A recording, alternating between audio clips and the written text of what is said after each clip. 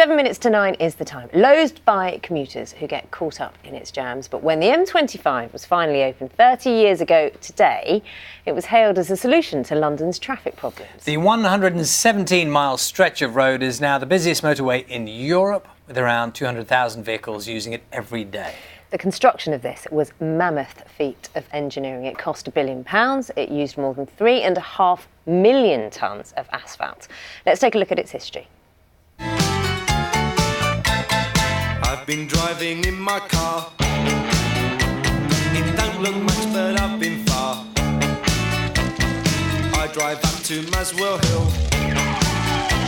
I've even been to Selseybill. I drove along the A45. I had her up to 58. This copper stopped me the other day. Your mistake, what could I say? The tyres were a little worn, they were okay, I could have sworn. I like driving in my car. I'm satisfied I've got this far. We're joined now by author Ray Hamilton, author of a book about the history of the M25. You know, that song says, I like driving in my car, I do. But lots of people end up not driving on the M25, but just sitting there. Has it done what so many people hoped it would do in terms of easing traffic, making life easier around London? If it's moving up to 250,000 vehicles a day around London, if you took it away tomorrow, within a day, London would come to a stop. Traffic would be at a standstill. Within a week, shops would run out of food and hospitals would run out of supplies because 80% of freight goes around the UK by motorway, a lot of it on the M25. Has it encouraged more cars on the road in that area? I think all motorways encourage more cars. The population is growing. There are more cars per household, and there are more of us trying to use the same motorways at the same time. So it's an inevitable consequence of that cultural and social change. I suppose I'm almost implying the whole chicken and the egg argument. You know, if we didn't have that road around there wouldn't be the traffic jam because people wouldn't take their cars out. Well, I think people would take their cars out. They would just be driving on A roads and B roads, but a lot more slowly.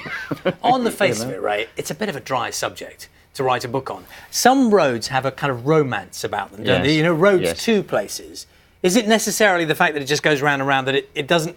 Is there anything kind of romantic or interesting about the M25 above and beyond the practical? Well, one of the things I've done in the book is it's a kind of a travel log. So it tells you all the fantastic places you can visit off each and every junction of the M25.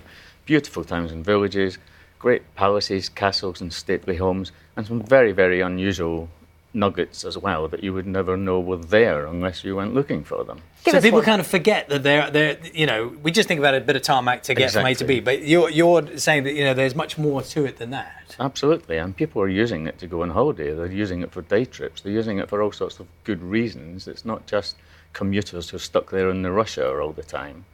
So give us some of these nuggets then. So someone's never been on the M25. Okay. 3 places that you must try to, or junctions you must get near to. Okay, there's a great little 15th century church, St Clement's Church. It's just off junction 3031, behind IKEA Superstore. You have to drive through a really industrial area and you come to this beautiful church which is surrounded by heavy industry, including a huge Procter & Gamble factory. How that happened, I have no idea, but here's the thing, they used that church to film the funeral for Four Weddings and Funeral, the one where they did the WHO didn't stop all the clocks scene. And how they managed to make that look like rural, idyllic England, I will never know, because it's just, the stuff round about it is just giant and ugly.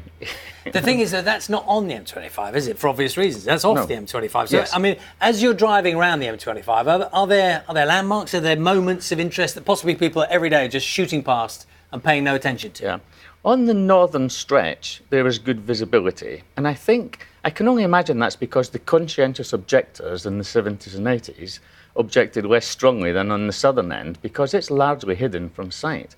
When they went over the North Downs, they had to dig deep into the chalk so as not to offend the eyes and ears of the people who lived below. The motorway is totally hidden, and the sound is deadened for those reasons. They planted over 2 million new trees and shrubs because the environmentalists insisted that things had to change. Is it a silly question to ask if you've got a favourite stretch? The one where I'm not trying to be facetious. I I'm just can curious. tell you Do everyone's favourite stretch. I can answer this question. Well, the bit where you're just about There's to get no off. traffic. Or the bit where you're going to get off. Yeah. Have you got one? Well, it has to be the bit where there's visibility. There's some beautiful views of the home counties up through Hertfordshire in particular, all along that northern stretch. Any message to people going on the M25 today? Allow lots and lots of time for your journey. The whole problem is too many of us are getting on at the same time. Think about it. Maybe the long-term answer is, more carpooling or more nocturnal living. Go visit your mum at night. Go, maybe a lot more of us will have to work at night. I don't know. There are drastic solutions will be needed because there's nowhere else to extend the motorway now. They've run out of space to do that. Ray, good to see you this morning. Ray Hamilton is author of M25, A Circular Tour of the London Orbital.